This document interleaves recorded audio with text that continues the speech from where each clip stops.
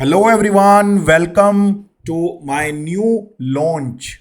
So guys, heat exchanger जो कि heat transfer का सबसे इंपॉर्टेंट टॉपिक है, आप सभी उसके लिए मुझे बार बार बोल रहे थे कि सर हीट एक्सचेंजर आप लॉन्च करो, हीट एक्सचेंजर पढ़ाओ, जो कि सेमेस्टर एग्जाम में भी हेल्पफुल रहेगा, गेट एग्जाम के लिए भी हेल्पफुल रहेगा, पीएसयू एग्जाम्स के लिए भी हेल्पफुल रहेगा और इंटरव्यूज के लिए भी हेल्पफुल रहेगा। सो गाइस, पब्लिक डिमांड पर हीट एक्सचेंजर का कोर्स मैं यूट्यूब पर आप लोगों के लिए लॉन्च कर रहा हूं। इसके कुछ लेक्चर्स में लॉन्च करूंगा डेफिनेटली, आपका रिस्पॉन्स देखूंगा एंड रिस्पॉन्स के बेसिस पे लेक्चर्स के बाद लेक्चर्स में लॉन्च करता रहूंगा। So welcome to the session of heat exchanger complete course by Ankur Bansal sir. So guys, इस कोर्स को आप जरूर पूरा देखना, लाइक करना, कमेंट करना आपको क्लास कैसी लगी, कोई चेंजेस चाहते हो तो मुझे बताना, अपना फीडबैक जरूर बताना और don't forget to share with your friends, with your juniors, with your seniors, so that ये कंटेंट सबके पास पहुंच पाए।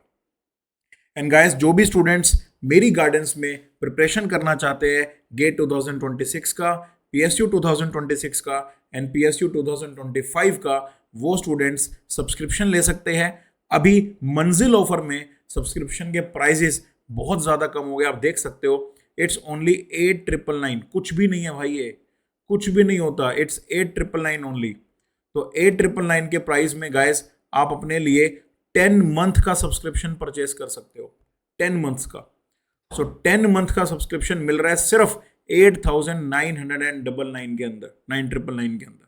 तो इसको आप जरूर परचेस करो। याद रखना, परचेस करने के लिए जो कोड आपको यूज करना है दैट इज अंकुर073।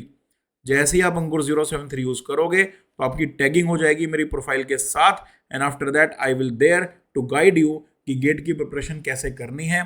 सब्सक्रिप्शन आप लोगे, आपका हाथ पकड़ूंगा और आपको मैं सिलेक्शन तक लेकर के जाऊंगा, बिकॉज मेरा मोटो यही है कि सब्सक्रिप्शन से सिलेक्शन तक की जो जर्नी है उस जर्नी में आपको लेकर के जाना है।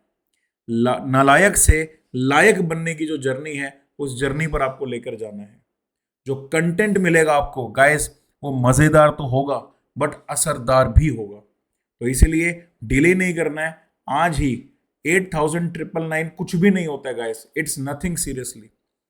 तो अगर आप खुद से प्रिपेयर करने की सोच रहे हो, आप मेरे साथ प्रिपेयर करो, आपका टाइम भी बचेगा, एफर्ट बचेगा और आपको सिर्फ और सिर्फ फोकस करके मुझे फॉलो करना होगा। जैसा जैसा मैं बताऊंगा वैसे वैसे आप करते रहना और देखना कि रिजल्ट्स बहुत जल्दी आपको मिलेंगे।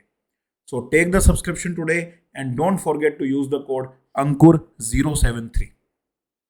एंड आप अगर गेट रैंकर हो तो आपके लिए स्पेशल डिस्काउंट्स है, आप उनको भी अवेल कर सकते हो। और नए बैचेस हमारे 25 अप्रैल से स्टार्ट हो चुके हैं, तो डेफिनेटली आप उन्हें भी ज्वाइन कर सकते हो। और इसके लिए आपको सब्सक्रिप्शन लेना होगा बाय यूजिंग द कोड अंकुर073। ये कुछ डिफरेंस है प्लस और आइकॉनिक के अंदर, तो डेफिनेटली आप अपने हिसाब से चूज करके प्लस का प्लान या आइकॉनिक का प्लान ले सकते हो। और ये हमेशा याद रखना कि नॉलेज में किया गया इन्वेस्टमेंट ही आपको बेस्ट रिटर्न्स देता है। तो गाइस, अब शुरू करते हैं heat exchanger course and let's start. To get the list of all the lectures, to get the link of the playlist, you can connect my Telegram channel. The link is in the description and you can see here it's attached in the slide also. The name is Chemical Engineering with Ankur Sir by Unacademy and the link is t.me/Ankur Live. So guys, start करते हैं आज का lecture number 2 of the heat exchangers.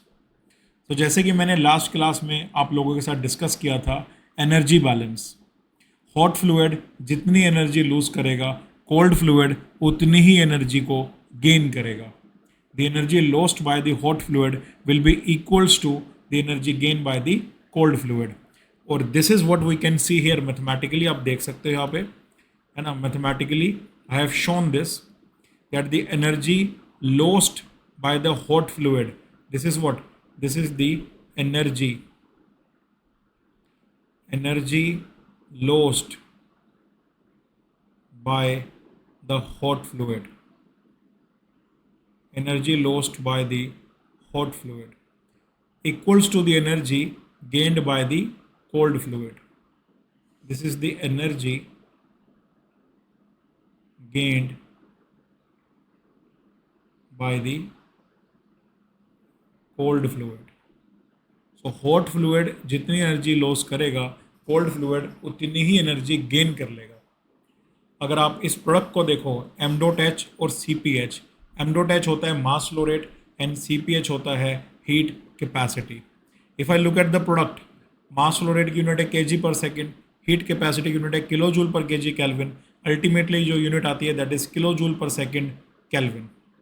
तो इसे बोला जाता है heat capacity rate, और इसे हीट एक्सचेंजर में डिनोट किया जाता है with a symbol dot, with a symbol CH या CC and A dot on the head. ठीक है, इस तरह से रिप्रेजेंट किया जाता है. इसे बोलते हैं हीट कैपेसिटी रेट. तो अगर क्वेश्चन में आपको हीट कैपेसिटी रेट की वैल्यू गिवन है तो ध्यान रखना वो वैल्यू एक्चुअल में mass flow rate into heat capacity की वैल्यू होगी. तो instead of writing the product of mass flow rate and the heat capacity, we can write a single term as the CH dot on the side of hot fluid and CC dot on the side of cold fluid. तो ये भी एक तरीका होता है energy balance को लिखने का. ठीक है, here the product of mass flow rate and the heat capacity is shown, and here a single term is showing the product of mass flow rate and the heat capacity. अब ये जो ratio है, ठीक है, ratio है the heat capacity rate of one fluid with respect to another. फिर चाहे वो हॉट का कोल्ड के रिस्पेक्ट में हो या कोल्ड का हॉट के रिस्पेक्ट में हो, उसे कैपिटल C से डिनोट किया जाता है. आगे जब मैं आपको अफेक्टिवनेस की कैलकुलेशन बताऊंगा, अफेक्टिवनेस की कैलकुलेशन में ये फैक्टर बड़ा इंपॉर्टेंट हो जाता है, the ratio of the heat capacity rate. और जब अफेक्टिवनेस की कैलकुलेशन मैं आपको बताऊंगा वहाँ पर ये शो करूंगा दैट ये जो कैपिटल C डिफाइन होता है, ये डिफाइन होता है with respect to ratio of the two heat capacity rates, जिसमें न्यूमरेटर की वैल्यू जनरली कम होती है और न्यूमरेटर की वैल्यू जनरली ज़्यादा होती है. ठीक है, यहाँ मैंने लिखा भी है कि numerator heat capacity rate is taken less than the denominator heat capacity rate. ये कोई कॉन्सेप्ट नहीं है, बस डेरिवेशन करते टाइम एक स्टेप आता है जहाँ पे हम लिखते हैं Cmin बाय Cmax. उस Cmin बाय Cmax को हम एक कैपिटल C से रिप्रेजेंट कर देते हैं just to ease out the calculation. ठीक है, इसलिए यहाँ पर मैंने इसे कैपिटल C से दिखाया है. ऑब्वियस सी बात है, अगर न्यूमरेटर की वैल्यू डिनोमिनेटर से कम है तो इसका मतलब अगर मैं इस रेशो की बात करता हूँ तो CH डॉट की वैल्यू CC डॉट से कम होगी, और इस रेशो की बात करता हूँ तो CC डॉट की वैल्यू CH डॉट से कम होगी. अगर न्यूमरेटर की वैल्यू कम है, डिनोमिनेटर की वैल्यू ज़्यादा है, तो कैपिटल C की वैल्यू हमेशा लेस देन 1 ही रहेगी. तो ये जो रेशो मैंने माना है, ये लेस देन 1 को मैंने कैपिटल C माना है. ठीक है, ये ध्यान रखना. अब ये जो लास्ट मैंने बैलेंस यहाँ पे लिखा आपके सामने, अगर मैं टेम्परेचर्स को एक साइड कर दूँ, हीट कैपेसिटी रेट को एक साइड कर दूँ, तो आपको बैलेंस कुछ इस तरह से दिखाई देगा. The TC out minus TC in upon TH in minus TH out is equals to capital C. ठीक है, अब एक कैपिटल C इसका रेसिप्रोकल भी हो सकता है. ठीक है, यहाँ मैंने मान लिया है, या मैंने लिखा है ना लेट मान लेते हैं कि हॉट फ्लूइड का हीट कैपेसिटी रेट कम है. अगर हॉट फ्लूइड का हीट कैपेसिटी रेट कम है तो कैपिटल C कैसे डिफाइन होगा? The heat capacity rate of the hot to the heat capacity rate of the cold. तो हॉट वर्सेस कोल्ड से मैंने डिफाइन किया है, उसी हिसाब से ड्राइविंग फोर्स लिखी है कि C डॉट C को मैं यहाँ ले आऊँगा तो हॉट फ्लूइड की ड्राइविंग फोर्स को वहाँ डिनोमिनेटर में लेके चला जाऊँगा. ठीक है, सो डिपेंडिंग अपॉन किसका हीट कैपेसिटी रेट कम है उसी हिसाब से ये रेशो में डिफाइन कर सकता हूँ. इसे बोलते हैं डायमेंशनलेस प्रोफाइल. एक तरफ डायमेंशनलेस हीट कैपेसिटी रेट है और दूसरी तरफ डायमेंशनलेस टेम्परेचर प्रोफाइल्स आपको देखने को मिल रही है. और क्योंकि कैपिटल C की वैल्यू लेस देन 1 है तो ये जो डायमेंशनलेस टेम्परेचर प्रोफाइल है ये भी लेस देन 1 रहेगी. मतलब कि जो कोल्ड फ्लूइड के साइड ड्राइविंग फोर्स है वो कम होगी और हॉट फ्लूइड की साइड ड्राइविंग फोर्स ज़्यादा होगी.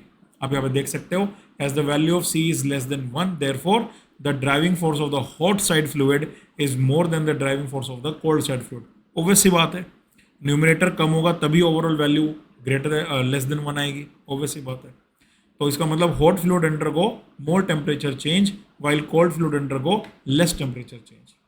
हॉट फ्लूइड में ज़्यादा टेम्परेचर चेंज देखने को मिलेगा और कोल्ड फ्लूइड में कम टेम्परेचर चेंज देखने को मिलेगा. ये कॉन्सेप्ट यहाँ से हम ड्राइव कर सकते हैं. ठीक है, अगेन ये रिवर्स भी हो सकता है. कब? जब heat capacity rate of the cold कम हो। अगर heat capacity rate of the cold कम हुआ तो सी जो रेशो है ये बनेगा cold with respect to hot. उस टाइम पे driving force hot versus cold आ जाएगी, और उस टाइम पे कोल्ड जो है that will experience more change in temperature.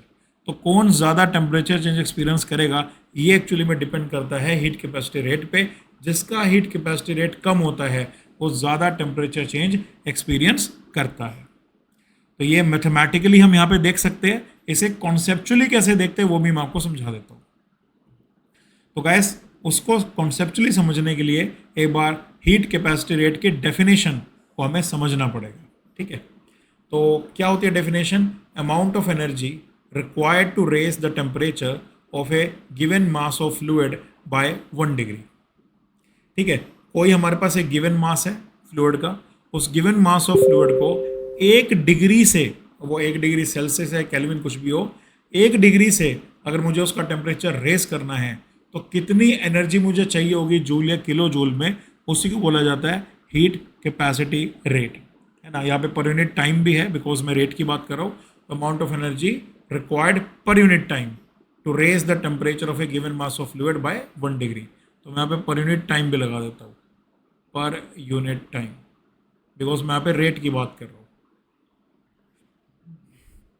ठीक है, तो फॉर एग्जाम्पल, ठीक है, फॉर एग्जाम्पल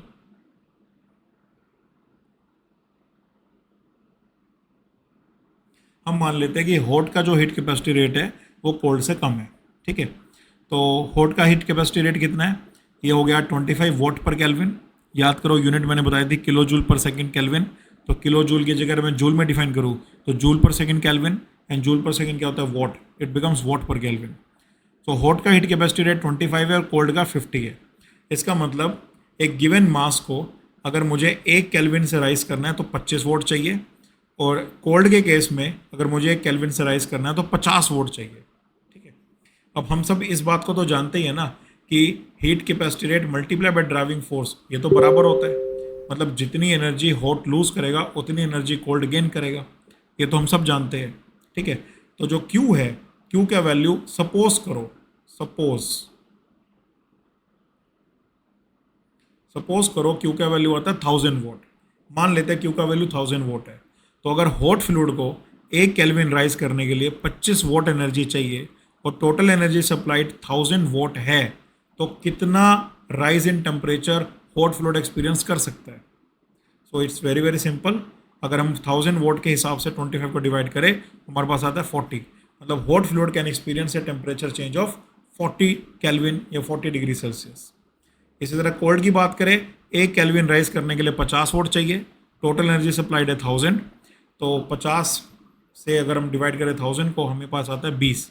मतलब कोल्ड फ्लूइड को अगर अपना क्या कहते हैं, कोल्ड फ्लूइड को अगर 1000 वोट सप्लाई किए जाए तो ये कितना टेम्परेचर एक्सपीरियंस करेगा? That is equals to 20 kelvin या 20 डिग्री सेल्सियस। इतना temperature change cold fluid experience कर सकता है। यही चीज़ आप देख सकते हो यहाँ पे कि 25 वोट अगर चाहिए 1 केल्विन राइज के लिए तो 1000 वोट से कितना केल्विन राइज हो जाएगा? 40 केल्विन। इसी तरह कोल्ड के लिए अगर 50 वोट चाहिए 1 केल्विन राइज के लिए तो 1000 वोट से कितना राइज हो जाएगा? 20 kelvin. So this is what we can see here from the hot fluid and the cold fluid calculations. तो फाइनली हमें क्या समझ में आया कि जिस फ्लूइड का हीट कैपेसिटी रेट कम होगा, ठीक है, the fluid with the lesser heat capacity या लेसर हीट कैपेसिटी रेट, मैं यहाँ पे रेट लिख देता हूँ, हीट कैपेसिटी रेट, सिर्फ हीट कैपेसिटी नहीं, heat capacity rate, the fluid with the lesser heat capacity rate undergoes more temperature change, while the fluid with more heat capacity rate undergoes less temperature change.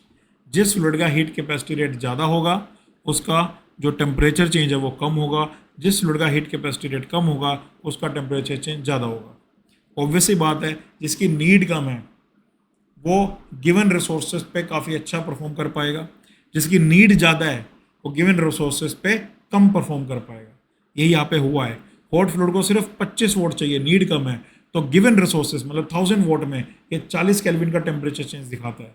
जबकि cold fluid जिसकी need ज़्यादा है 50 vote, वो 1000 vote के मतलब given resources के ऊपर सिर्फ 20 केल्विन का टेम्परेचर चेंज दिखाता है। तो जिस फ्लूइड की हीट कैपेसिटी रेट कम है उस फ्लूइड में हमारा टेम्परेचर चेंज ज़्यादा हमें देखने को मिलेगा।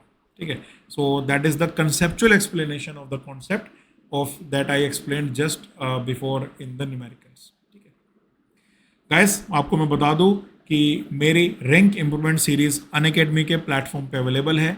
जो बच्चे हीट ट्रांसफ़र, मास ट्रांसफ़र और आईपीसी कर चुके हैं और अब वो नेक्स्ट लेवल की प्रिपरेशन करना चाहते हैं इन्हीं 3 सब्जेक्ट्स के अंदर, so they have to watch the rank improvement series.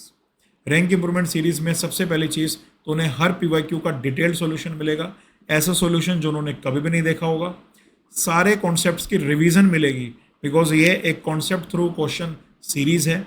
और तीसरा, कुछ ऐसे कॉन्सेप्ट्स आपको जानने को मिलेंगे जो ना तो आपको किसी कोर्स में मिले होंगे ना किसी बुक में मिलते हैं। बहुत ही यूनिक कंटेंट है इस रैंक इम्प्रूवमेंट सीरीज़ का, और ये rank improvement series make sure करती है कि इन 3 सब्जेक्ट में 30 मार्क्स आप आसानी से सिक्योर कर सको।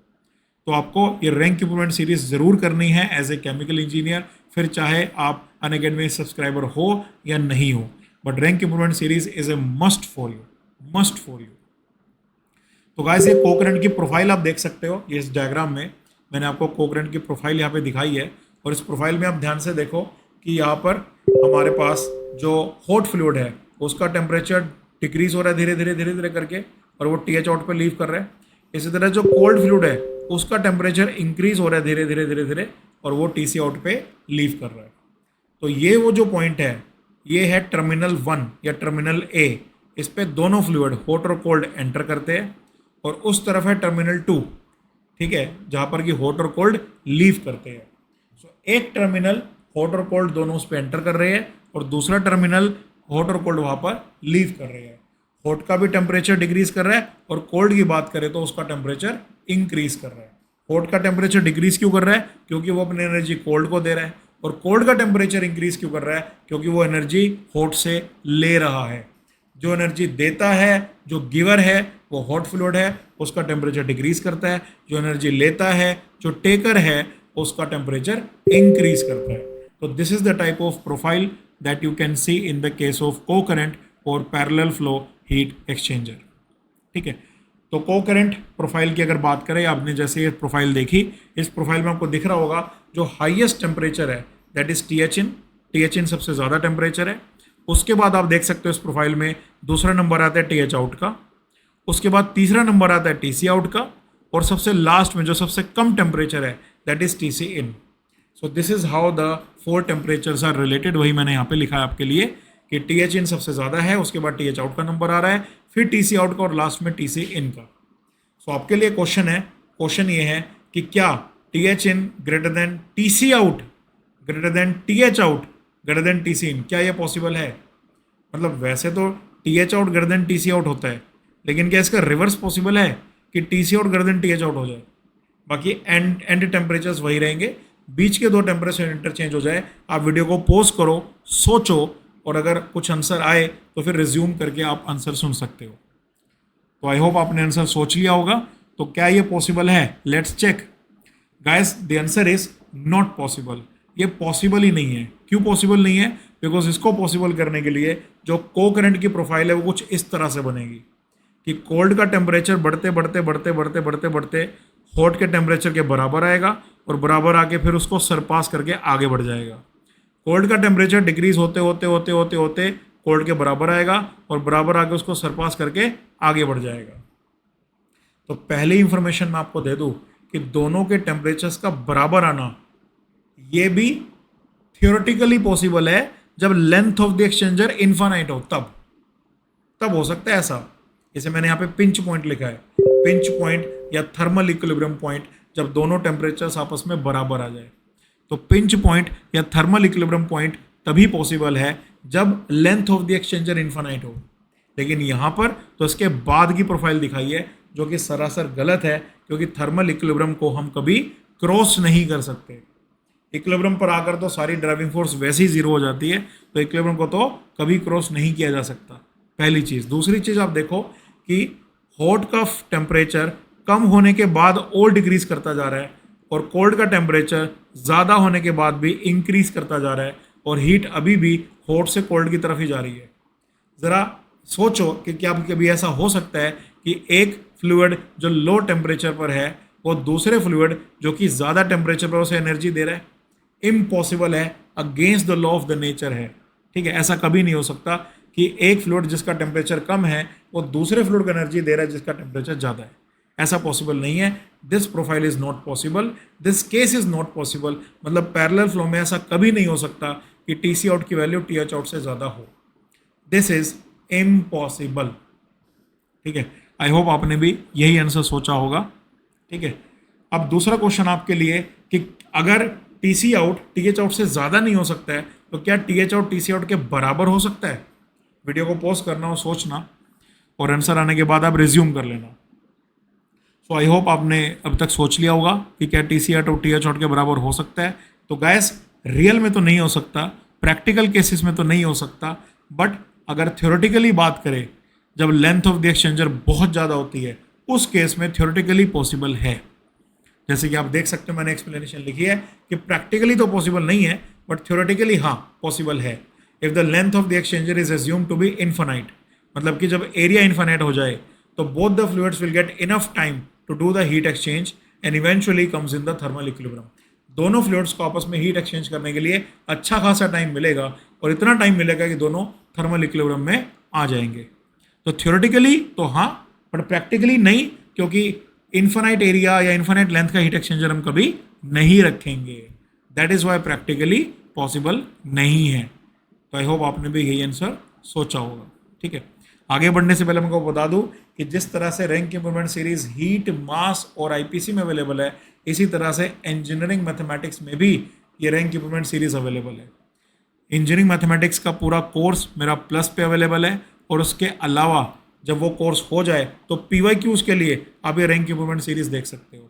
रैंक इंप्रूवमेंट सीरीज में ना सिर्फ आपको PYQs के डायरेक्ट डिटेल सॉल्यूशन मिलेंगे, बल्कि साथ ही साथ आपको उन कॉन्सेप्ट्स की रिवीजन भी मिलेगी जो आपने मैथमेटिक्स में सीखी होगी। तो rank improvement series in mathematics plus the course of mathematics complete जब आप कर देते हो तो दैट मीन्स 13 मार्क्स आपके हो जाते हैं पक्के।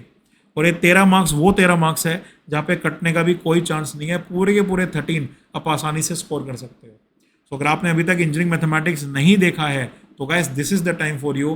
Plus course is available, rank improvement series is available, watch the both and secure your 13 marks now. आगे बढ़ते हैं। तो गाइस जैसे कि मैंने बताया कि TH आउट TC आउट तभी पॉसिबल है जब length of the exchanger infinite हो। जब लेंथ इन्फिनाइट होगी, एरिया इन्फिनाइट होगा। जब एरिया इन्फिनाइट होगा तो जो टेम्परेचर डिफरेंस है एग्जिट का, एग्जिट के केस में जो टेम्परेचर डिफरेंस है TH आउट और TC आउट वो जीरो हो जाएगा उस केस में, और उसके जीरो होने की वजह से दोनों वैल्यूज आपस में बराबर हो जाएगी। जैसे कि आप यहाँ पे देख सकते हो कि हॉट की वैल्यू और कोल्ड के एग्जिट की वैल्यू, दोनों के एग्जिट की वैल्यू बराबर हो चुकी है। कब? जब length of the exchanger infinite हो तब। ठीक है, तो एक फेस x इक्वल्स टू 0 पर होगा तो दूसरा x टेंड्स टू इन्फिनाइट पर। इस तरह से दो टर्मिनल के बीच को हम डिफाइन कर सकते हैं। ठीक है, तो आई होप ये पॉइंट समझ में आया होगा आपको। ठीक है, और अगला कॉन्सेप्ट काफ़ी इंपॉर्टेंट कॉन्सेप्ट है, कई बार PSUs में 1 मार्क में पूछा जाता है। That's why very very important कि ये जो दो प्रोफाइल्स हमने बनाई हैं, ये जो दो प्रोफाइल्स बनाई है पैरेलल फ्लो में, एक हॉट के लिए कोल्ड के लिए, इन प्रोफाइल्स का स्लोप क्या होगा। तो किसी भी पॉइंट में अगर मैं कोऑर्डिनेट्स बना देता हूँ तो आप देख सकते हो कि जो लाइन है, जो कर्व है, वो सेकंड और फोर्थ क्वाड्रेंट से होकर गुजरती है, और सेकंड और फोर्थ क्वाड्रेंट में जो स्लोप होता है वो हमेशा नेगेटिव होता है। इसलिए हॉट फ्लूइड के टेम्परेचर प्रोफाइल का स्लोप नेगेटिव होगा थ्रू आउट। जबकि अगर कोल्ड वाले पे हम क्वाड्रेंट्स बनाएं तो आप देख सकते हो कि इस केस में जो कर्व है वो थर्ड और फर्स्ट क्वाड्रेंट से होकर गुजरती है। तो गाइस इसका मतलब ये कि कोल्ड के टेम्परेचर की प्रोफाइल जो होगी उसका स्लोप हमेशा पॉजिटिव होगा। स्लोप का मतलब होता है फर्स्ट डेरिवेटिव, तो स्लोप पॉजिटिव का मतलब first derivative is positive, slope negative का मतलब फर्स्ट डेरिवेटिव इज नेगेटिव। तो 1 मार्क में ये चीज़ पूछ ली जाती है, इसका कोई बहुत ज़्यादा सिग्निफिकेंस नहीं है, ये सिर्फ क्वेश्चन को अटेम्प्ट करने में, MCQ को सोल्व करने में आपके काम आता है। ठीक है, सो ये मैंने आपके लिखा भी है यहाँ पे कि hot fluid temperature profile passes through second and fourth quadrant and hot fluid temperature decreases through out the length of the heat exchanger, slope of the hot fluid temperature profile is negative. मैंने लिखा है hot fluid के temperature profile का slope negative आएगा, और इसी तरह मैंने लिखा है कि कोल्ड फ्लूइड की टेम्परेचर प्रोफाइल का स्लोप पॉजिटिव आएगा। तो 1 मार्क के लिए आप इसे याद रख सकते हो for cracking the PSU exams. ठीक है, आगे बढ़ते गाइस, को करंट हीट एक्सचेंजर की बात करते हैं। और को करंट हीट एक्सचेंजर में देखते हैं कि अभी तक हॉट फ्लूइड ने कितनी एनर्जी लूज करी, वो तो हमने कैलकुलेट कर लिया। कोल्ड ने कितनी एनर्जी गेन करी, वो भी कैलकुलेट कर लिया। बट हॉट से कोल्ड में कितना एनर्जी का ट्रांसफर हुआ, वो भी एक बार देख लेते हैं। तो जैसे कि आप इस डायग्राम में देख सकते हो कि हमारे पास एक थिन स्ट्रिप है जिसमें डेल क्यू अमाउंट का हीट ट्रांसफर हुआ है between the hot and the cold fluid. Hot side का टेम्परेचर चेंज DTH है और कोल्ड साइड का टेम्परेचर चेंज है DTC। तो अगर मैं डेल क्यू की बात करूं तो जैसे क्यू की value MH CPH delta TH होती है, इसी तरह डेल क्यू की वैल्यू क्या हो जाएगी, MS CPH तो उतना ही रहेगा जितना है, साथ में डेल TH की जगह आ जाएगा DTH, डिफरेंशियल चेंज। और क्योंकि आप देख सकते हो कि टेम्परेचर प्रोफाइल डिक्रीज कर रही थी, इसलिए ये जो टेम्परेचर ग्रेडियंट होगा ये नेगेटिव होगा।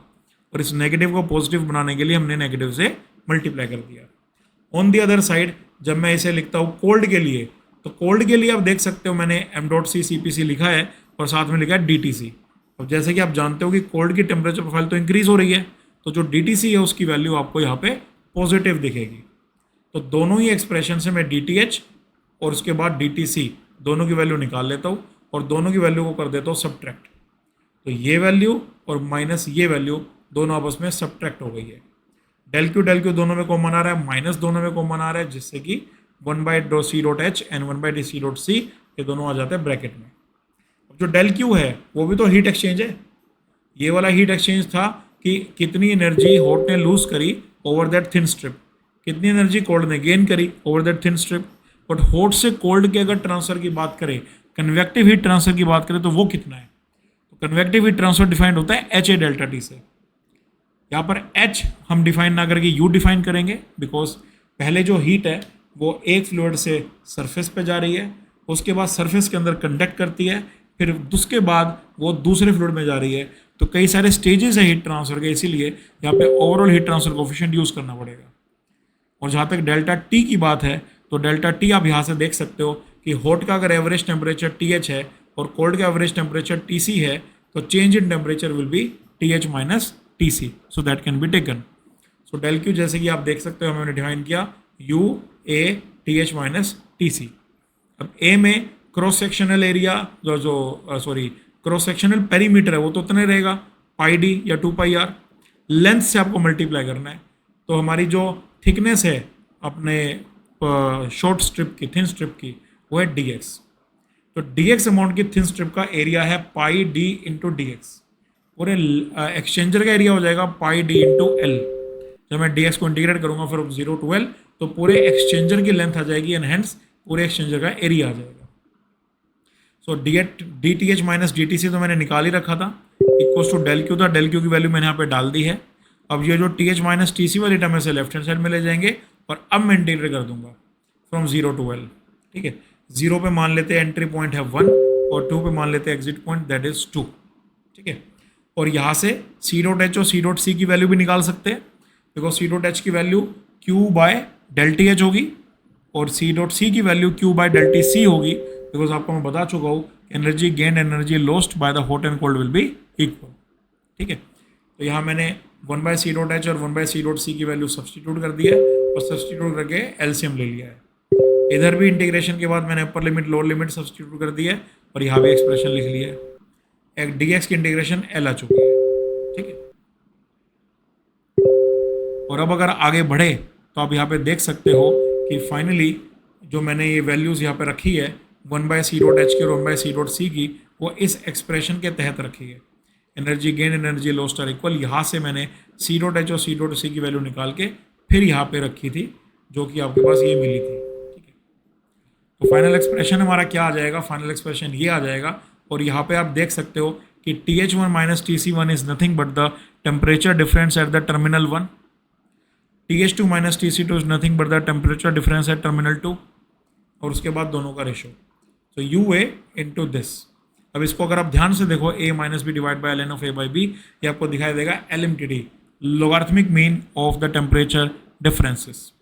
फाइनली हमारे पास ये आंसर आ जाता है Q is equals to UA delta T LM। So parallel flow profile के लिए अगर आपको convective rate of heat exchange निकालना है बिटवीन द अब hot fluid and the cold fluid, तो आपका आंसर होगा UA डेल्टा T LM। इसकी हेल्प से आप इस क्वेश्चन को कैलकुलेट कर सकते हो। ठीक है गाइस, अगर मैंने अभी तक अगर सब्सक्रिप्शन नहीं लिया तो मैं बता दूं, हमेशा अंकुर 073 कोड के साथ सब्सक्रिप्शन लेना है, बिकॉज अनअकैडमी गेट केमिकल का मैं हेड हूँ एंड साथ ही साथ सीनियर मोस्ट फैकल्टी हूँ गेट केमिकल इंजीनियरिंग में ऑल ओवर द इंडिया। तो जो एक्सपीरियंस मैं आपको दे पाऊंगा, जो हेल्प मैं आपकी कर पाऊंगा, वो कोई और टीचर नहीं कर पाएगा। साथ ही साथ जो मास ट्रांसफ़र, हीट ट्रांसफ़र, IPC जैसे मोस्ट इंपॉर्टेंट सब्जेक्ट्स है, CD PD MO जैसे स्कोरिंग सब्जेक्ट है, और इंजीनियरिंग मैथमेटिक्स जैसा कट ऑफ क्वालिफाई करवाने वाला सब्जेक्ट है, रैंक लाने वाला सब्जेक्ट है, वो सभी के साथ मैं डील करता हूँ। ठीक है, प्लस स्टूडेंट्स के लिए मैं अलग से हेल्प करता हूँ, उनको PYQs, असाइनमेंट, WPPs और रेलिवेंट स्टडी मटेरियल प्रोवाइड करता हूँ। डाउट क्लियरिंग आपकी रेगुलर करता रहता हूँ और मेंटरशिप आपको मैं साथ साथ देता भी रहता हूँ।